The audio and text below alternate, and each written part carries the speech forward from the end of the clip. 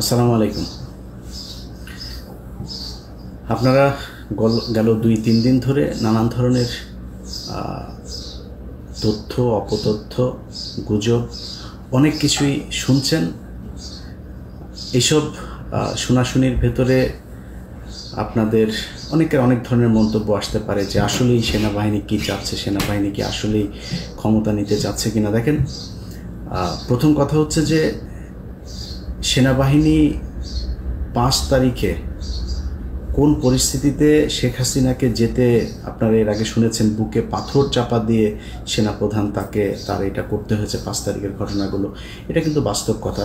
মানে সিম্পল একটা জিনিস শোনেন, ধরেন একজন পুলিশের কনস্টেবল নিয়োগ করতে গিয়ে, আপনারা বাংলাদেশে আছেন, আমার চাইতে আপনারা অনেক ভালো জানেন এগুলো। আমরা তো আপনাদের কাছ থেকে শুনেই কথাবার্তা বলি। আমি নিজে তো আর এখানে আমার এমন কোনো সোর্স নাই যেটা দিয়ে আমি উড়ে গিয়ে তারপরে গিয়ে জেনে আসি। আপনারা জানেন যে একটা পুলিশের কনস্টেবলের চাকরি নিতে গেলে আপনার কি পরিমাণে করতে হয়, মানে সরকারি যেসব গোয়েন্দা সংস্থা এই যে ভেরিফিকেশনের কাজটা যে চলে, আপনার পরিবারের ভেতরে মানে বাবা মা ভাই বোন না, এর বাইরেও 14 গোষ্ঠীর ভেতরে জামাত বিএনপির কোনো লোকজন আছে কিনা সেটা যাচাই বাছাই করে তারপরে আপনাকে চাকরিতে নেওয়া হতো। এটা সত্য কি মিথ্যা আপনি নিজেকে জিজ্ঞেস করেন। যদি তাই হয়, শেখ হাসিনার চোখের সামনে সেনাপ্রধান ওয়াকার, মানে শেখ হাসিনার পছন্দগুলো কি আপনি বলেন? শেখ হাসিনার পছন্দ হচ্ছে ওই নিজাম হাজারি, শেখ হাসিনার পছন্দ হচ্ছে এই শামীম ওসমান, শেখ হাসিনার পছন্দ ওই যে কুমিল্লার বাহার, যত মানে জাউরার যত শ্রেষ্ঠ মানে প্রো ম্যাক্সের একদম সর্বশেষ ভার্সন যেটা আছে, সব শেষ ভার্সন হচ্ছে শেখ হাসিনার পছন্দ। এর আশপাশে কোনোদিন ভালো মানুষের কোথাও এই জায়গা দেয় না। তো এর মতো একটা জাউরা এই যে ওয়াকারের মতো একজনকে এখানে বসাবে, আপনার মনে হয় সেনা প্রধান যে কোনো সময় চাইলেই সরকার পতন ঘটাইতে পারে, আমাদের সাবকন্টিনেন্টের প্রেক্ষাপটে যদি চিন্তা করা যায়। তাকে যাচাই বাছাই না করে শেখ হাসিনা ভুল করেছে সেনা প্রধানকে বসিয়ে, এটা মনে করার কোনো কারণ নাই। মানে গোয়েন্দা সংস্থা না, খালি শেখ হাসিনা যদি ভুল করেও ভারত তো ভুল করবে না। শেখ হাসিনার এই ধরনের পদগুলো, এই পদায়ন কারা করতো? ভারত থেকে করতো। এমপি মন্ত্রী কে কোথায় বসবে গুরুত্বপূর্ণ জায়গায়, পুলিশের বিভিন্ন শাখায়, সব ভারতের দেয়া। তো ভারত তার ব্যাপারে জানে না, না জেনেই তাকে এখানে বসিয়েছে। ওয়াকার মনে প্রাণে একজন আওয়ামী প্রেমী, যেটা সে আগে বলেছে, বুকে পাথর চাপা দিয়ে তারপরে তিনি 5 তারিখের এগুলো করেছেন। ওইটাই হচ্ছে বাস্তবতা।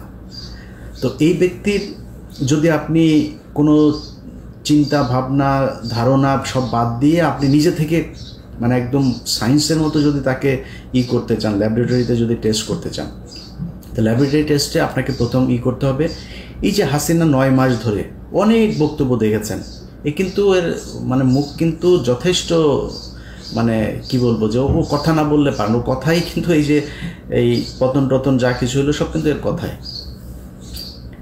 এর মুখ থেকে গেল 9 মাসে আপনি আজ পর্যন্ত শুনেছেন ওয়াকার সম্পর্কে কোনো খারাপ কথা, ওয়াকারের বিরুদ্ধে কোনো অভিযোগ? গত 3 বছর ধরে ইউনূসকে নিয়ে শেখ হাসিনার এত কথা কেন, এত শত্রুতা কেন? কারণ হাসিনা জানতো যে ইউনূস কিছু একটা ভেতরে ভেতরে করছেন, বা পশ্চিমাদের যেই চিন্তা ভাবনা সেটা তিনি জানতেন, সেটা জেনেই কিন্তু তিনি এগুলো করেছেন। অতএব হাসিনার মুখ থেকে বের হয়ে যায়। আমি অনেক আগে একটা ভিডিওতে বলেছিলাম যে হাসিনার সামনে কি করবে, কি ঘটছে ভেতরে, এটা হাসিনার মুখ দিয়ে বের হয়ে যায়। হাসিনা এটা চুপ করে মুখে রাখতে পারে না। তো এতদিন ধরে ওয়াকারের বিরুদ্ধে হাসিনার কোনো অভিযোগ নাই। এর কারণ কি?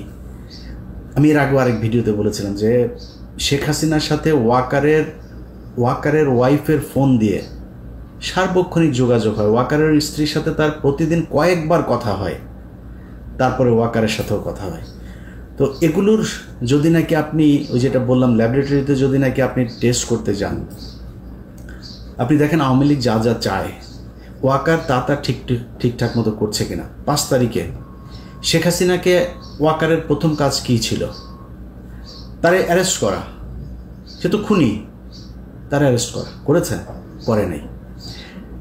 এই যে আয়নাঘর থেকে তো সাথে সাথে বের করে দেওয়া দরকার ছিল, লোকজনরা যাইতে দেয় নেই। প্রথমেই তো তার এটা উচিত ছিল যে কোথায় আছে। সে মনে করেন আয়নাঘরের এগুলো খালি জিয়াউল হাসান সব কিছু করেছে, আর কেউ সব ফেরেস্তা।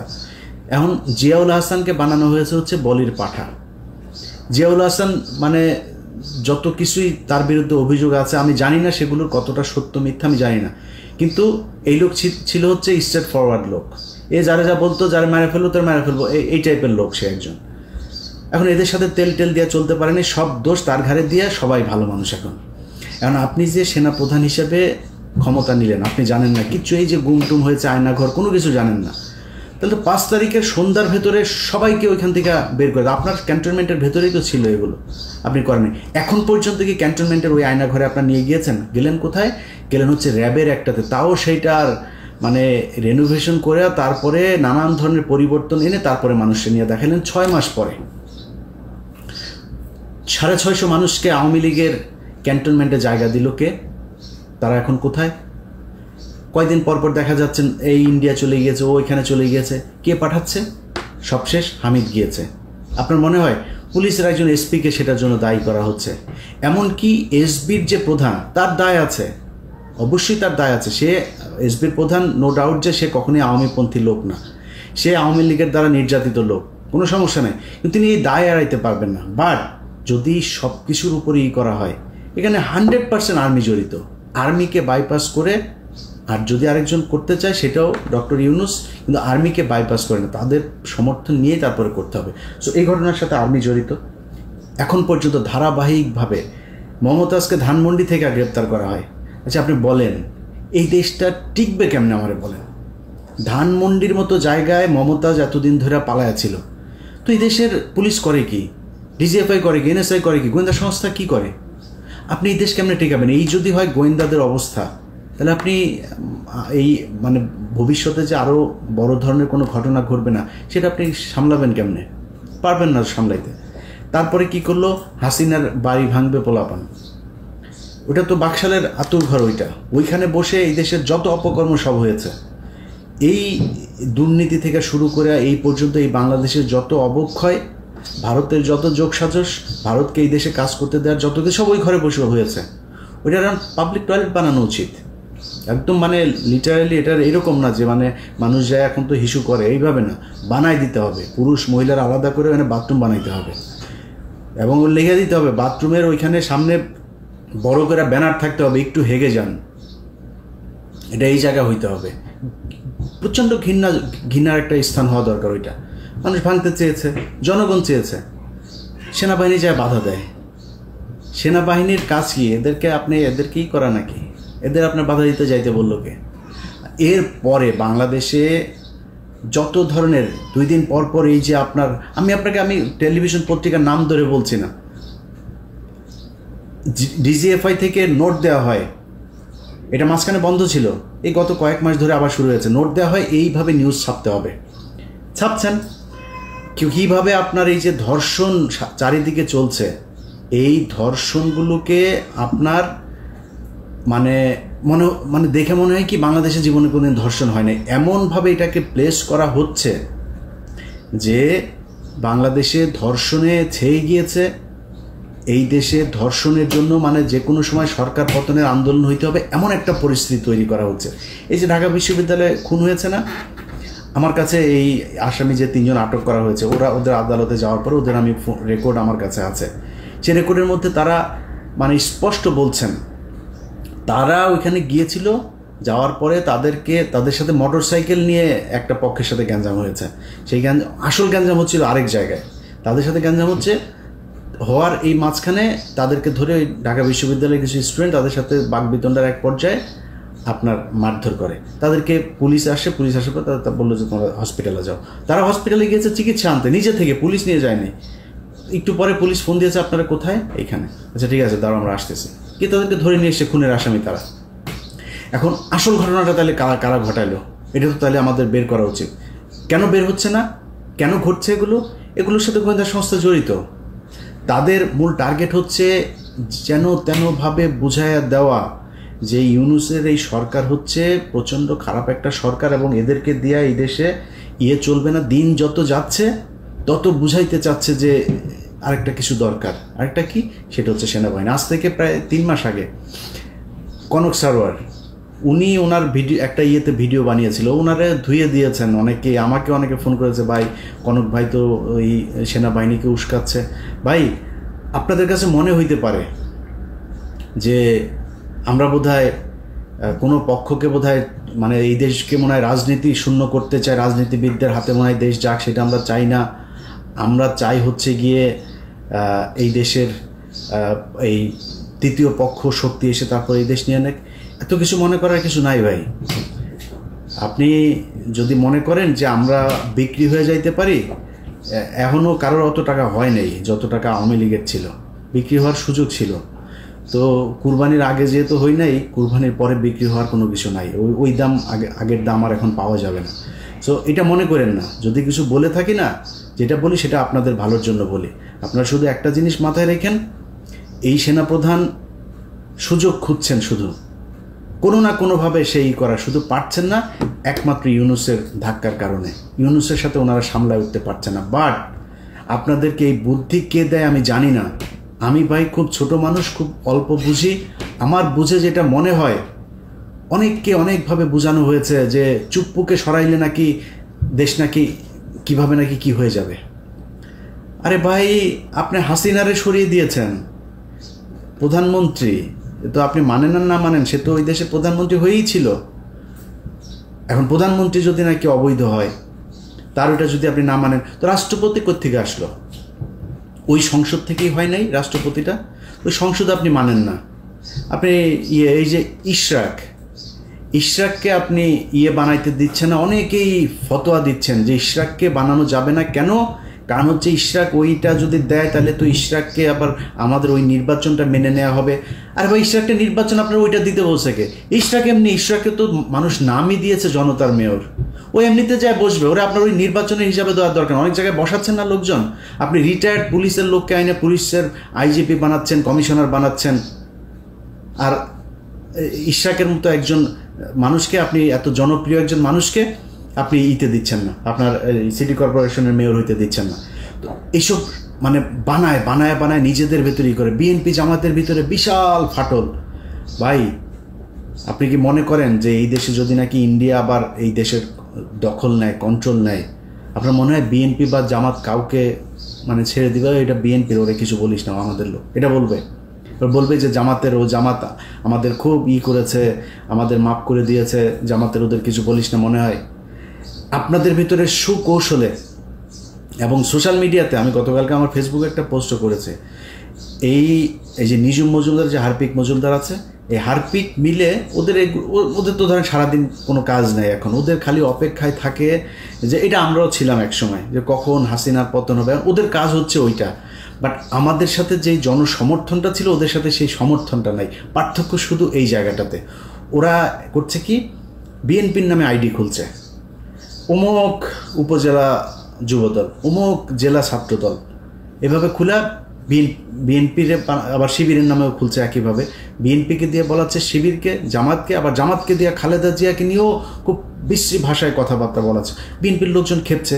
এই যে দুই পক্ষের মধ্যে মুখোমুখি দাঁড় করিয়ে দেওয়া হয়েছে, দাঁড় করিয়ে দিয়ে বোঝানো হচ্ছে যে তোমাদের জন্য বিএনপির চাইতে আওয়ামী লীগ বেটার একটা প্রতিপক্ষ। আবার বিএনপিকেও বোঝানো হচ্ছে যে তোমাদের জন্য জামাতের চাইতে আওয়ামী লীগ অনেক ভালো, বেটার প্রতিপক্ষ। কারণ জামাত আসলে জামাতের অনেক বেশি জনপ্রিয়তা লাভ করবে, তাদের কাছ থেকে তোমরা কখনো ভোটে জিততে পারবে না। এই যে জিনিসগুলো বুঝায়া যা যা করা হচ্ছে, সব গোয়েন্দা সংস্থার খেলা। এবং এই গোয়েন্দা সংস্থা কন্ট্রোল হচ্ছে কোত্থেকে? ভারত থেকে। তো যে বিষয়টা নিয়ে ভিডিওটা আজকে করতে এসেছি ভাই, সিম্পল, শুধু নিজে নিজে হিসাব মিলান। বিডিআর হত্যাকাণ্ড, এই দেশের প্রধান, এই বাংলাদেশকে 15 বছর যে আপনার কন্ট্রোল করলো ভারত, সেটার প্রধান দরজা ছিল হচ্ছে পিলখানা হত্যাকাণ্ড। এই পিলখানা হত্যাকাণ্ডের বিচার কে হইতে দিচ্ছে না? সেনাপ্রধান হইতে দিচ্ছে না। প্রথম আলো, এই দেশের জঙ্গি নাটকের মূল হোতা, সেই প্রথম আলোর সামনে লোকজন গেল জিয়াফত করতে, ওর অফিস ভাঙতেও জানে, কারোর ধাক্কাও নেই, অফিসে গায়েও হাত দেয়নি। আর্মি সরাসরি চলে গেল, পুলিশের আগে আর্মি সেখানে যায় লোকজনের মারলো। একটা ছেলেকে প্রথম আলোর নিচে নিয়ে সেনাবাহিনীর পোশাক পরা লোকজন সেখানে তাকে মারলো। এইসব ঘটনাগুলো কি আপনারা ফালাইতে পারেন না কিছু? আপনারা দেশে এই রাজনীতি মারাইতে আসছেন। আর বেটা ইতে যা, ওই পার্বত্য চট্টগ্রামে যা, পার্বত্য চট্টগ্রাম নাই হয়ে গিয়েছে। পার্বত্য চট্টগ্রামে বাংলাদেশের কোনো দখল নাই। আমার লাস্ট হাসিনুর ভাই আমার ইয়েতে আসছিলেন, উনি যা বললেন আমি অবাক হয়ে গেলাম, আমি নিজেও জানতাম না। সন্ধ্যার পরে আপনি নিরাপত্তা চৌকি উঠায় নিতে হয় সেনাবাহিনীর। সমস্যা তো হয়ই সন্ধ্যার পরে, কাজ অপকর্ম যা হয়, চোরা কারবারি থেকে শুরু করে যত ধরনের জঙ্গিদের ইয়ে হয়, এগুলি তো ওই ইয়ের পার্বত্য চট্টগ্রামের যে জঙ্গি, যেগুলো ভারতীয় জঙ্গি আছে, এগুলো সব রাতেই করবে, রাতে উঠায় নিতে হয় তাদের। ওইখানে আপনি যাদের যেসব করতে হইতো, মানে অবদান রাখতো, যারা কিনা খুব এই বাহিনীতে খুব সুনামের সাথে কাজ করতো, তাদেরকে কিছু অ্যাওয়ার্ড দেওয়া হতো, সেগুলো বন্ধ করে দিয়েছেন। আর্মিকে দিয়ে ভাত খাওয়াচ্ছেন, আপনার ক্যাম্প প্রত্যাহার করে নিচ্ছেন। আপনি ওইখানে যান, আপনার ওইখানে কাজ, আপনি এনে বসে বসে এই দলের ওই দলের গুতাগুতি আপনার এগুলি করা লাগে কেন? এগুলি করবেন করে তারপরে নিজের বিশাল আকারে নায়ক বানাবেন। আপনার আমি একদম ঠিক জেনারেল আজিজের প্রতিচ্ছবি আপনার ভেতরে দেখছি। জেনারেল আজিজ যেভাবে পচেছে আপনি ঠিক একইভাবে পচবেন। আপনি ডিজিএফআই দিয়ে লেখায়া বিভিন্ন গণমাধ্যমে আপনি লেখাচ্ছেন, এটা কইরা আপনি নিজের করতে পারবেন না। আমরা এখনো বেঁচে আছি ভাই, আমাদেরকে কিনতে পারবেন না। ডিজিএফআই ওই টাকা পয়সা দিয়া ওই যে কি বলে ওর নাম কি, ডাক্তার জাহিদ টাহিদ আরও কিছু ইউটিউবাররা আপনারা কিনছেন, মাসে মাসে পে করেন, অন পেমেন্টে এদেরকে দিয়ে আপনারা নিজেদের পারপাস সার্ভ করেন। এটা দিয়ে এগুলি দিয়ে আমাদের কাউন্টার দেওয়া যাবে না ভাই। বাংলাদেশের পুরো টেলিভিশন পত্রিকা মিলে আমাদের কাউন্টার দিতে পারেন। আপনি এই ডাক্তার জাহিদ মাহিদ এগুলি 2 টাকার আপনাদের এই পোশাক কুকুর এগুলির দিয়ে আপনারা আমাদের কাছে আসছেন করতে, এটা দিয়ে হবে? অতএব আমি আর্মিকে বলবো ভাই, আপনাদের সোজা হইতে হবে, শেখ হাসিনার কথা ভুলে যাইতে হবে, আওয়ামী লীগের কথা ভুলে যাইতে হবে, ভারতের কথা ভুলে যাইতে হবে। তাদেরকে এই দেশে আবার ফের পুনর্বাসিত করবেন, এই চিন্তা, এই স্বপ্ন আপনার মন থেকে সরায় ফেলতে হবে। বিডিআরের বিচার করতে হবে, পুনঃ তদন্ত করতে হবে, যারা আছে তাদেরকে ছাড়তে হবে এবং এদের যথাযথ এই ক্ষতিপূরণ দিতে হবে। এই যে পরিবারগুলোকে ধ্বংস করা হয়েছে এগুলোর ক্ষতিপূরণ দিতে হবে। সেনাবাহিনীর যারা যারা এর সাথে জড়িত ছিল তাদের সবাইকে গ্রেপ্তার করতে হবে। ওই ঘরবন্দি, নজরবন্দি, ক্যান্টনমেন্টের ভেতরে আপনাদের আলাদা সেলের মধ্যে রাখা এইসব ধনফোন বুঝায় পাবলিকের লাভ নাই। এদেরকে গ্রেপ্তার করতে হবে এবং সাধারণ আইনে গ্রেপ্তার দেখাইতে হবে, বিচারের মুখোমুখি করাইতে হবে। আপনারা এখান থেকে বের হইতে পারবেন। আমি অন্তত বেঁচে থাকা অবস্থায় আপনি বিডিআরের এটারে নিয়ে মানুষকে যা তা বুঝায় তারপরে আপনি বেঁচে যাবেন, ভারতকে বাঁচাবেন, আওয়ামী লীগকে বাঁচাবেন, আর্মির এইসব কালপিটদের বাঁচাবেন, এটা সম্ভব না। এটা এদেশে হইতে দেওয়া হবে না। সো আপনাদেরকে সিদ্ধান্ত নিতে হবে, আপনারা কি জনগণের বন্ধু হবেন নাকি আওয়ামী লীগের করে তারপরে 2 দিন পর পর ঘুচুমুচু করবেন সেনা এই শাসনের জন্য বাংলাদেশে। আপনার পিছনে জুনিয়র অফিসার যারা আছে তারা এখন খুব অ্যালার্ট। আপনার এই ভেতরের লোকজনই আছে যারা কিনা ওই জায়গায় আর যাইতে চায় না। আর যদি মনে করেন কিছু লোকজন নিয়ে আপনি একটা সিদ্ধান্ত নিয়ে নেবেন, এই দেশের মানুষ ওই জায়গাতে নাই এখন। আপনি মানে খেলার মধ্যে, ক্রিকেট খেলায় দেখেন না, একটা পর্যায়ে যায় একটা দল এমন জায়গায় যায় ওখান থেকে আর উঠতে পারে না। আপনাদের অবস্থা এখন তাই, এখান থেকে ধাপ করে উঠতে পারবেন না। আপনার রান দরকার 3 রান, হাতে আছে 7 উইকেট, এদিকে ওভার আছে আরও 27 ওভার। এখান থেকে আপনি ম্যাচ জিতে আনতে পারবেন আবার ফের ঘুরে, ওটা সম্ভব না। অতএব আপনাদের সিদ্ধান্ত নিতে হবে এটা। আর আমি খুব বিনয়ের সাথে বাংলাদেশের বিএনপি এবং জামায়াত আপনাদের কাছে বলতে চাই, বা ছাত্রদেরকেও বলতে চাই, ভাই আপনাদের ছাত্রদের সাথে খুব খারাপ একটা সম্পর্ক হয়েছিল, নতুন করে তাদের সাথে আমার সম্পর্কটা আবার আমি নিজেই তাদের সাথে শিথিল করেছি, মানে সুন্দর করেছি। অতএব এই সম্পর্কটা তাদের সাথে রাখতে চাই। আপনাদের কাছে অনুরোধ একটা, তাদেরকে আমি এটাই বলেছি যে ভাই এই প্রথম আলো, ডেইলি স্টার, এই ইন্ডিয়া, আওয়ামী লীগ এইসব ফাঁদে পা দেওয়া যাবে না। আপনাদের আমার নিয়ে গালাগালি করেন, আমি কিচ্ছু বলবো না, কিন্তু আমার যখন আপনারা দেখবো আমি প্রথম আলোতে গিয়েছেন তখন ভাই আমার রক্ত এগুলি মানে টকবক করে ফুটতে থাকে, আমি নিজেরা কন্ট্রোল করতে পারবো না তখন। সো এটা তাদেরকে বলা আছে। ছাত্রদেরকেও বলি, ভাই আমারে কারোর ক্ষমতার ভাগ দেওয়ার দরকার না। আমি কারোর কাছে কোনো চেয়ার চাই না, কোনো পদও চাই না, কিছুই চাই না, 1 টাকাও চাই না। যেখানে ছিলাম ওইখানেই আছি, এইখানেই থাকবো। আল্লাহ যেন সারা জীবন ওই জায়গাতে রাখে। আল্লাহর কসম করে বললাম ভাই, এই ভিডিওটা যখন রেকর্ড করছি তার কয়েক মিনিট পরে মাগরিবের নামাজ, এই সন্ধ্যার সময় সবার সামনে আল্লাহর কসম করে বললাম, মৃত্যুর 8 দিন পর্যন্ত এই জায়গাতেই থাকবো ইনশাআল্লাহ। এই দেশের সার্বভৌমত্ব রক্ষায় আমার অনেক ভুল থাকতে পারে, কিন্তু নিজেকে নিজের জানতে আমি আমার নিজের সজ্ঞানে কোনো দিন এই দেশের বিরুদ্ধে অবস্থান নেব না, এটা মনে রাখেন। সো আপনাদের দেশ আপনারা চালাবেন, আপনারা ক্ষমতায় আসবেন, আপনারা বিরোধী দলে যাবেন, যা মনে চায় করেন, কিন্তু এই দেশটা এই দেশের ভেতরেই থাকতে হবে। ভাই চাঁদাবাজি করেন, কোন ছাত্র কার কাছ থেকে টাকা নিয়েছে, কোন বিএনপির লোক কোন জায়গায় চাঁদা নিয়েছে, কোন জামাতের লোক কোন জায়গায় চাঁদা নিয়ে, আমার যায়ও না আসেও না, যা মনে চায় করেন, শুধু টাকা বিদেশে পাঠান না। আর ওই এদের সাথে হাত মেলানো যাবে না। এদের সাথে যে হাত মেলাবেন তারে আমি যখন যেভাবে আগেও বলেছি এখনও, যখন যেভাবে তাকে ন্যাংটা করার সুযোগ পাবো আমি কিন্তু ন্যাংটা করে দেবো। তো ওই জায়গাটা ঠিক রাখেন। আর আপনাদের কাছে সবচেয়ে বড় অনুরোধ যেটা, সেটা হচ্ছে যে আপনারা তো ক্ষমতা চান, তাই না? ক্ষমতা চাইতে হইলে আপনারা যেটা মনে করছেন যে আমরা মনে হয় তৃতীয় কোনো পক্ষকে সুযোগ সুবিধা, না ভাই, আপনার মাথায় রাখতে হবে তারেক রহমান এখনও পর্যন্ত দেশে ফেরে নাই। নিশ্চয়ই দেশে ফেরার মতো পরিস্থিতি হয় নাই, তাই ফেরে। খুব সিম্পল হিসাব, কেন হয় নাই, যেই কারণে হয় নাই সেটা আপনারা নিজেরা চিন্তা করেন। কারা কারা এখনও পর্যন্ত সেই সরকারের এই কি বলে এই আওয়ামী লীগ সরকারের লেসপেন্সার যারা যারা এখনও পর্যন্ত আছে তাদেরকে সরানোর ব্যবস্থা করেন। প্রথম আলো, ডেইলি স্টার সহ এই যে সন্তোষ শর্মা টর্মা এই যারা যেগুলো আছে এগুলোর ব্যাপারে চোখ কান খোলা রাখেন। ভাই এখনও পর্যন্ত নিজেদের মধ্যে এই দ্বন্দ্ব করার সময় এখনও আসে নাই। এখানে যদি ভারতকে যদি আবার আপনি সুযোগ দেন, ভারত হাসিনা আসতে পারবে না হয়তো, কিন্তু ভারত ওই আওয়ামী লীগের মতোই আরেকটা শক্তিকে এখানে দাঁড় করাবে।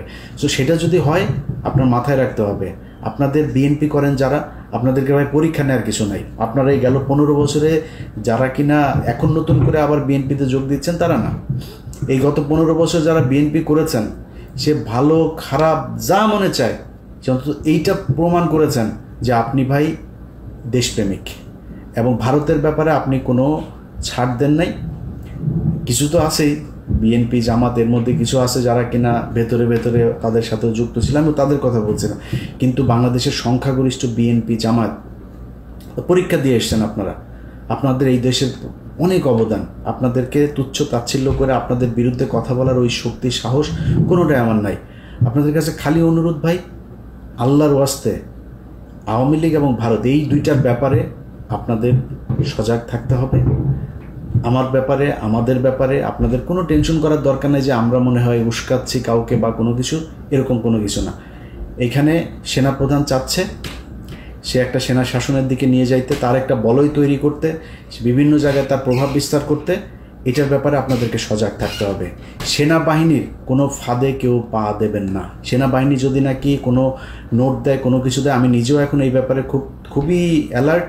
কোনো কিছু কেউ দিলেই আমি সেটা সেনাবাহিনীর পক্ষে বিপক্ষে কারোর এটা বলার ব্যাপারে আমি খুব চেক করে তারপরে করি। আপনারা সেটার ব্যাপারে সজাগ থাকবেন। আরেকটা জিনিস, যারা কিনা এখন উদীয়মান নেতা আছেন, আমাদের দেশের বুড়াগুলোর কাম শেষ, এগুলোর সবগুলোর ভিডিও টিডিও ওই ওদের হাতে আছে, এরা নড়চড় করতে পারবে না। উদীয়মান নেতা যারা আছেন ভাই, সরাসরি বলি, কেউ কিছু মনে করেন না, গার্লফ্রেন্ড আছে, মেয়ে মানুষের সাথে হোটেল টোটেলে যান, যেখানে যান যাই করেন, আমি ধর্ম ব্যবসা করতে আসি নাই ভাই, এটা করেন না। প্রথম কথা হয়েছে এটা করেন না। যদি করেন খুব সাবধানে, কার সাথে কথা বলেন সেগুলি খুব সাবধানে, কার কাছ থেকে টাকা নিচ্ছেন খুব সাবধানে, খুব হিসাব করে এগুলো করেন। কারণ আপনার এইটা দিয়ে আপনাকে বাধ্য করা হবে একটা কাজ করতে। আপনার যখন একটা ভিডিও থাকবে, আপনার যখন একটা অডিও থাকবে, আপনার টাকা লেনদেনের কোনো একটা ডকুমেন্টস থাকবে, তখন আপনাকে দিয়ে যে কোনো কাজ করাইতে তাদের সুবিধা হবে যে তোমার এটা ছাড়া দেবো, তাতে এটা করো। সো ওই সুযোগটা আপনারা দিয়েন না। আমাদের উপরের যারা আছে সিনিয়র নেতা শেষ, সবার জীবন শেষ। এগুলো ইন্ডিয়ার কাছে ধরা, প্রথম আলোর কাছে ধরা। প্রথম আলোর যে এই যে মেরিল প্রথম আলো আছে না, এই যে নর্তকীদের এনে যে দেওয়া হয়, এই নর্তকীদের দিয়ে তারপরে টানা হয়, বড়শি দিয়ে তারপরে মাছ টানা হয়, টেনে এনে তারপরে বড়শির মধ্যে করে এগুলোর দিয়ে সারা জীবন শিকার করা হয় চারিদিকে। সো এই নায়ক নায়িকা, গায়ক গায়িকা, সুন্দরী মডেল, তারপরে হঠাৎ করে বাসের মধ্যে পরিচয়, সিএনজিতে পরিচয়, ফোন করে ভাইয়া আপনার কাছে দেখেছিলাম, এসব থেকে খুব সাবধানে। এই থেকে যদি সাবধানে না থাকতে পারেন, আপনি জীবনে কোনো দিন এই দেশে রাজনীতি করে আপনার নিজের যে ইচ্ছা, আমার বিশ্বাস অনেক মানুষ আছে, ইভেন আসিফ নজরুলের কথা বলি, আসিফ নজরুল নিজেও দাঁড়াইতে পারে না শুধুমাত্র এই একটা কারণে, সেটা হচ্ছে মেয়ে মানুষের ভিডিও টিডিও এগুলো তার আছে। আমার বিশ্বাস যে আসিফ নজরুল এমন একটা মানুষ, সে কিন্তু সম্মান চায়, সম্মানিত হইতে সুন্দর করে কথা বলেন, তিনি পারেন না, ওই একটাই কারণ। অতএব উদীয়মান যারা আছেন তারা খুব সাবধানে, সামনের সময়গুলো ভাই খুব ক্রিটিক্যাল।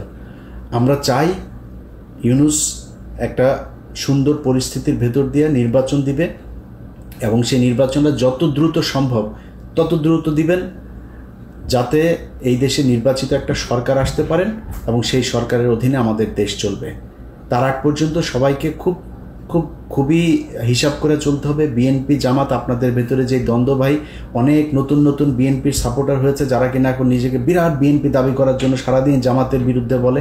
জামাতের কিছু পক্ষের লোকজন এসে যারা সারাদিন, আমি ভাই জামাতের নেতা তারেক রহমান, শফিকুর রহমান, সবাই নিয়ে যা মনে চায় বলবো, আমার যদি কোনো কিছু বলতে ইচ্ছা করে আমি বলবো, কিন্তু এইটা মনে রাখেন আমি আওয়ামী বিরোধী ভাই, আমি ইন্ডিয়া বিরোধী, এইটা মাথায় রাখেন। যদি আপনাদের বিরুদ্ধে কিছু বলি শুধু ওই জায়গায় আমাকে আঘাত করলে, প্রথম আলো, ডেইলি স্টার, সন্তোষ, ইন্ডিয়া এগুলোর ব্যাপারে যদি আঘাত করেন আমি আপনার বিরুদ্ধে বলবো, এর বাইরে আমি বলবো না। কিন্তু নতুন নতুন গজিয়ে ওঠা কিছু বিএনপি জামায়াতের সাপোর্টার হয়েছে, তাদের দেখানো রাস্তায় নিজেদের মধ্যে গুতাগুতি বন্ধ করেন, গুতাগুতি করেন। এই দেশে বিএনপি ক্ষমতায় আসবে, জামাত বিরোধী দল হবে, এনসিপি বিরোধী দল হবে, এনসিপি ক্ষমতায় আসবে, জামাত বিএনপি বিরোধী দল হবে, কোনো সমস্যা নেই, দেশ চালান আপনারা এইভাবে।